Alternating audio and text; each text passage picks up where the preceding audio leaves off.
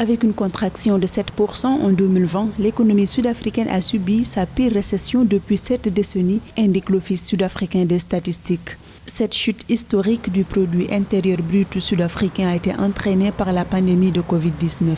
Cependant, l'économie du pays a néanmoins montré en fin d'année 2020 des signes de reprise avec une croissance de 13,7% pour le troisième trimestre et 1,5% pour le quatrième trimestre. La croissance positive enregistrée au cours des troisième et quatrième trimestres n'a pas suffi à compenser l'impact dévastateur de la Covid-19 au deuxième trimestre lorsque les restrictions de confinement étaient plus strictes. L'activité économique pour l'ensemble de l'année a diminué de 7% en 2020 par rapport à 2019. L'Afrique du Sud est très dépendante de la demande mondiale, notamment des minerais et des métaux dont les exportations représentent 10% du PIB. Avec la crise, tous les secteurs de son économie ont subi les effets négatifs de la pandémie, excepté l'agriculture. Ce secteur a connu une croissance de 13,1% en 2020. L'économie sud-africaine est à l'image du ralentissement de l'économie mondiale. Et malheureusement, c'est une économie qui reste essentiellement minière, qui a été fortement contrariée